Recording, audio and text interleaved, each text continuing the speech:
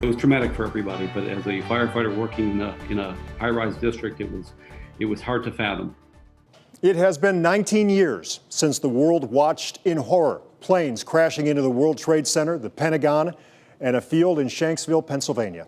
In the days that followed, first responders sacrificed their lives trying to save those trapped in the rubble. And now groundbreaking research is happening right here in Ohio that could lead to medical breakthroughs for those heroes. Our 5 on Your Side investigator Joe Paganakis shows us what researchers are learning from the dust that came from Ground Zero.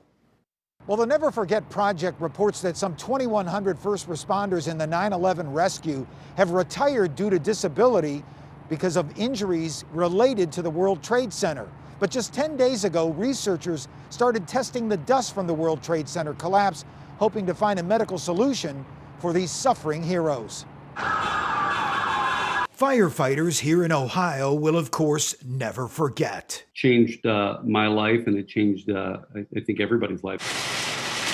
The dust created by the 9/11 attack would also, sadly, create long-term effects. Changed the fire service, but it changed the whole world. David Burnsweig, Director of Health and Safety with the Ohio Association of Professional Firefighters, is hopeful solutions can now be found in the dust from the 9/11 aftermath. I hope we can honor them with the work that we're doing. Dr. Lauren Wold with the Ohio State College of Nursing is working with Dr. Mitchell Cohen at New York University, now testing the effects of the 9/11 dust. There seems to be something very unique about this dust that has lingered and is causing long-term cardiac effects.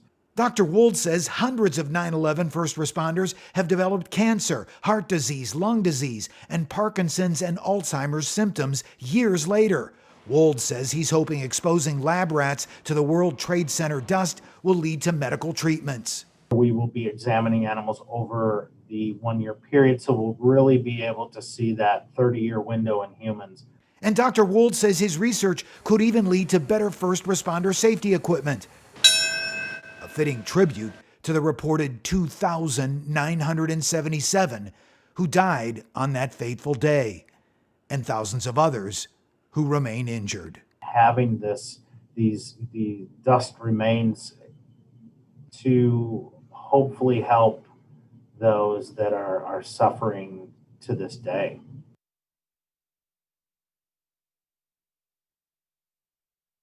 And by the way, the Ohio State NYU $500,000 study was made possible by a grant from the Centers for Disease Control. Dr. Wold says his team worked with the CDC and OSHA to create better safety equipment. I'm 5 on Your Side investigator Joe Paganakis.